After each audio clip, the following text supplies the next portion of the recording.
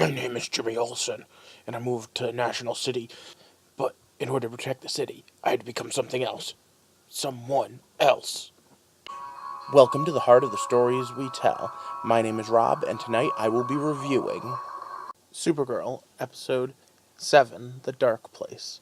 And you know what? I really felt like I was watching an episode of Arrow tonight for most of it.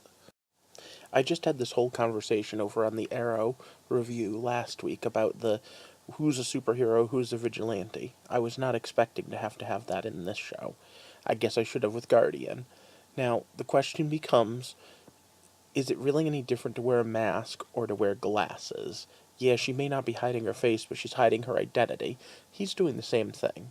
Well, any way you look at it, it's gonna get complicated. Let's get into the spoilers.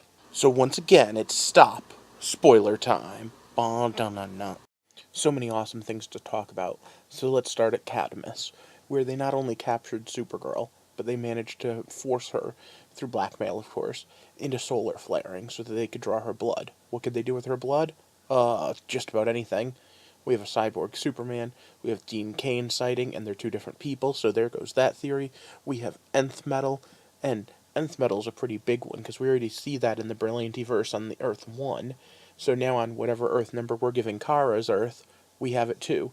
And one it's Ancient Egyptian, and the other it's Thangardian. That's a good way to have two Hawkmen.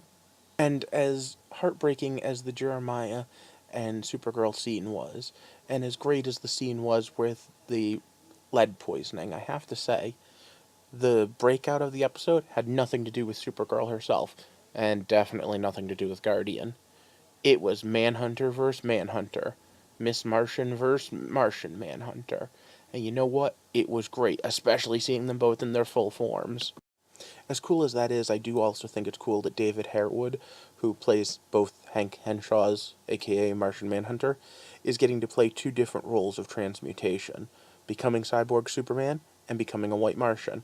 I'm curious where they're going with that and if there's going to be parallels between that and Kara's sister becoming a lesbian. It seems like that one's a bit of a stretch, but they've been doing a whole season where changes and who you really are and who you become has become the big selling point and big themes of the episodes. Which has me more than a little worried about Winn, because let's be honest, if they're going to do anything with that character, they could easily end up making him Toy Man too, and I really don't want that. But let's talk for a second about where all the characters are going. Mon-El is obviously well on his way to becoming Valor, and he's earned his spot there.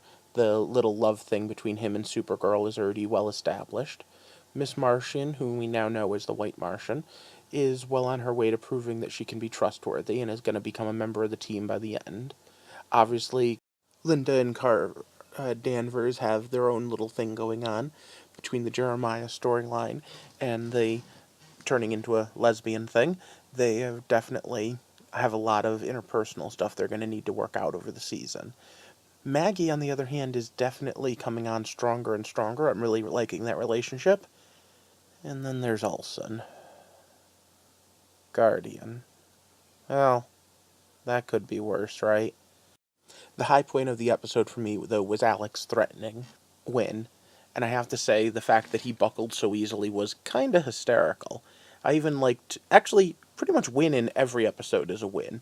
But I really also liked him talking to Jimmy about the fact that he can stand up to him when it comes to joining his fantasy football team, but not when it comes to not being Guardian. And then him getting upset even earlier in the episode about being declined as the sidekick. But, okay, what do you guys think? What do you think was the best and worst parts of these episodes?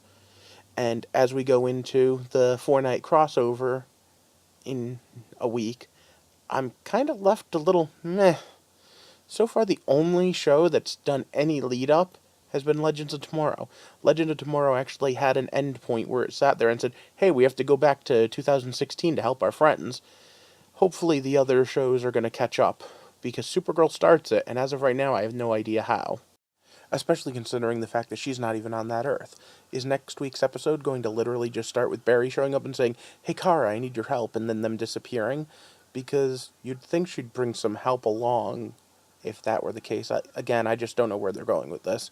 But next week, 4-night crossover, I have a primer up and I'm going to cover all the shows. So if you only watch Supergirl, make sure and check out my other reviews to keep you up with what's going on with Kara Danvers.